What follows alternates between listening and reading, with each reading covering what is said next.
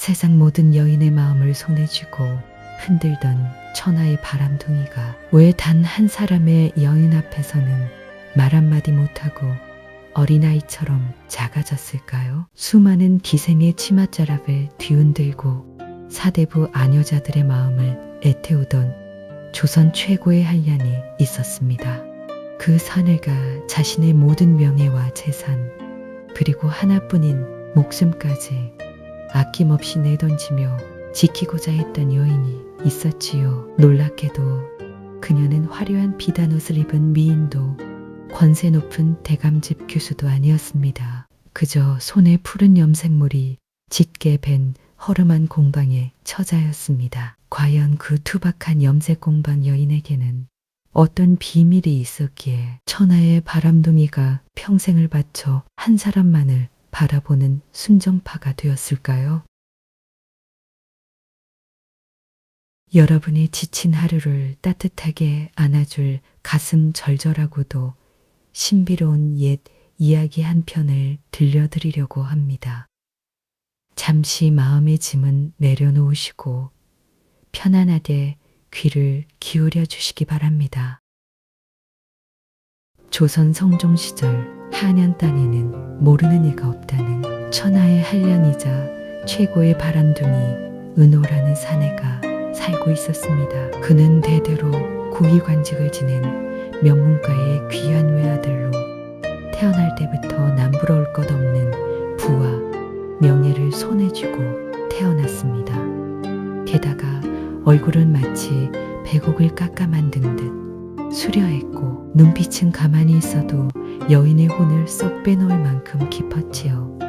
입만 열면 온갖 달콤한 말들이 강물처럼 흘러나오니 한양의 내로라 하는 기생들은 물론이고 담장 높은 사대부가의 아녀자들까지 그의 소매자락 한번 붙잡아 보는 것이 소원일 정도였습니다. 은우는 매일 밤 화려한 등불이 꺼지지 않는 기반에서 풍악을 울리며 수많은 여인에게 둘러싸여 웃고 즐겼습니다.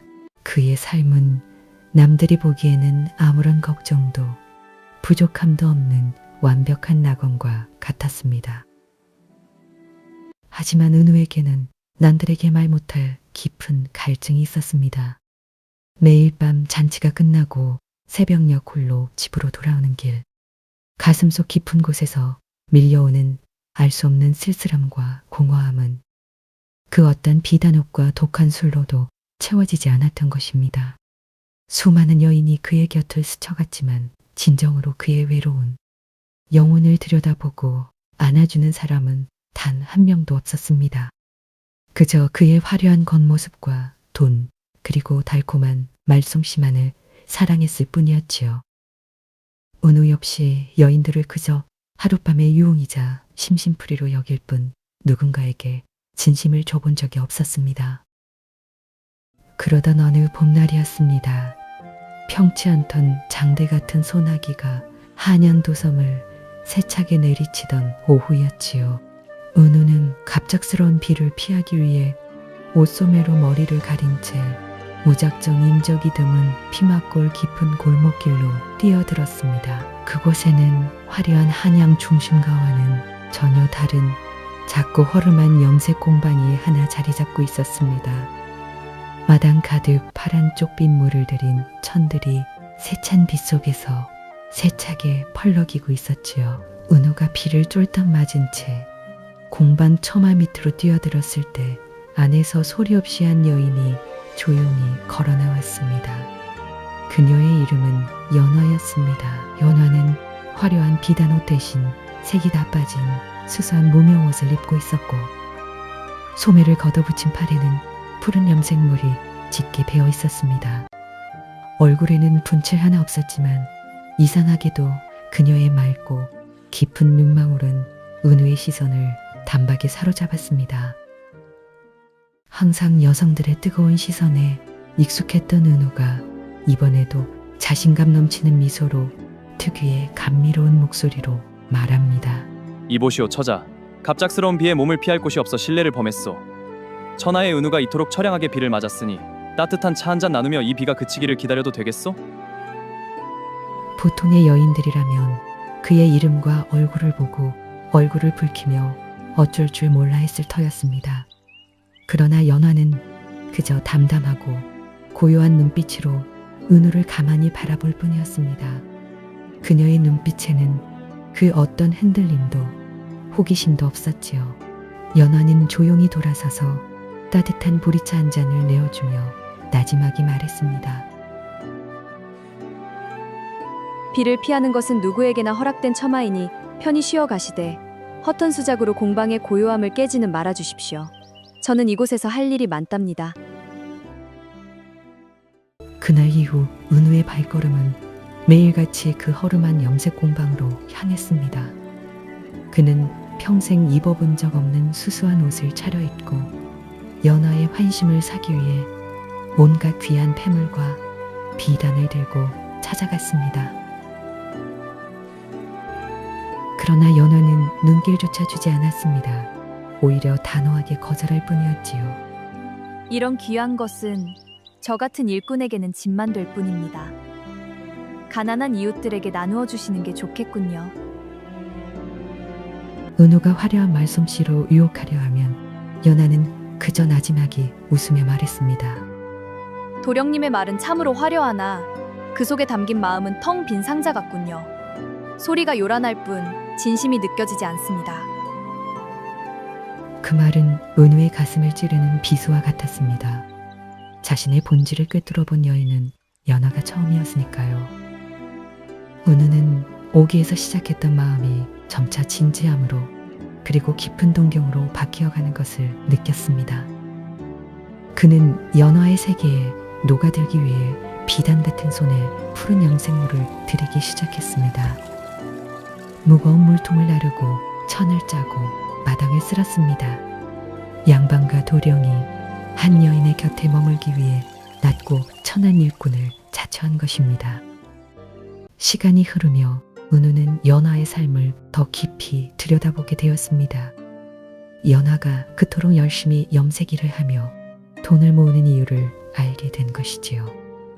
그녀는 부모를 잃고 거리를 떠도는 어린 고아들과 의지할 곳 없는 홀몸 노인들을 남몰래 공방 뒷방에서 돌보고 있었습니다. 자신이 밤낮으로 일해 번 돈을 모두 그들의 약값과 밥값으로 쓰고 있었던 것입니다. 어느 날 밤 은우는 홀로 아픈 아이의 이마에 수건을 얹어주며 밤을 지새우는 연화의 모습을 보았습니다. 등잔불 밑에서 피곤함에 지쳐 있으면서도 아이를 바라보는 그녀의 눈빛은 세상 그 어떤 보석보다 성스러웠습니다. 그 순간 은우는 깨달았습니다. 자신이 평생 찾아 헤매던 가슴 속 공허함을 채워줄 유일한 존재가 바로 이 여인이라는 것을요. 가짜 사랑에 눈이 멀어 살았던 지난날이 부끄러워 눈물이 흘렀습니다. 은우는 진정으로 그녀의 따뜻한 마음을 지켜주고 싶다는 깊은 소망을 품게 되었습니다.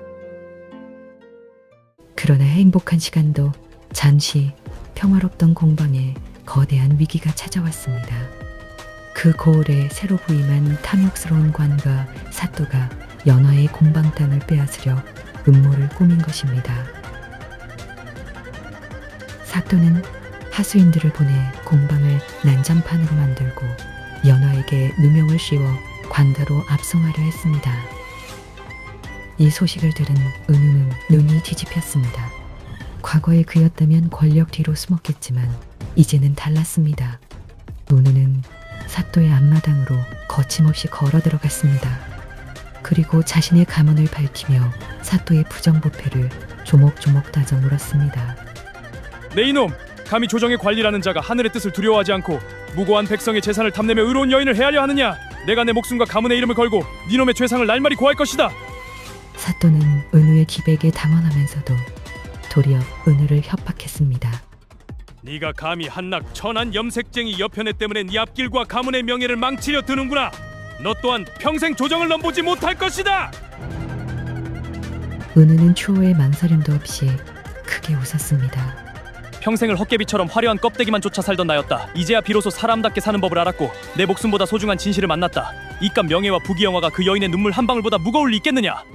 은우는 연하를 구하기 위해 사또의 음모를 밝혀낼 증거들을 찾아온 한양을 발로 뛰었습니다. 그 과정에서 사또가 보낸 자객들에게 습격을 받아 깊은 칼날의 상처를 입기도 했습니다. 피가 흐르는 고통 속에서도 은우는 오직 연하를 구해야 한다는 일념 하나로 버텼습니다. 평생 부드러운 비단만 만지던 사내가 진정한 사랑을 위해 피비린내 나는 사토를 버린 것입니다. 결국 은우의 희생으로 사토는 파직되어 유배를 가게 되었습니다. 연화와 공방의 사람들은 마침내 자유를 되찾게 되었지요. 모든 사건이 해결된 후 은우는 깊은 상처를 입은 몸으로 겨우 지팡이를 짚고 공방 마당으로 들어섰습니다. 그의 옷은 피와 먼지로 더러워져 있었고 얼굴은 초췌하기 이를 데 없었습니다. 과거 화려했던 바람둥이의 모습은 어디에도 없었지요. 공방 마당에서 천을 널고 있던 연화가 은우를 바라보았습니다. 그리고 천천히 그에게 다가왔습니다. 늘 담담했던 연화의 맑은 눈망울에 뜨거운 눈물이 가득 고여 흘러내렸습니다. 연화는 떨리는 손으로 은우의 거칠어진 손을 꼭 잡았습니다. 푸른 염색물과 붉은 핏자국이 섞인 그 투박한 손을 말입니다. 도령님 어찌 저 같은 천한 사람을 위해 이토록 귀한 목숨을 버리려 하셨습니까?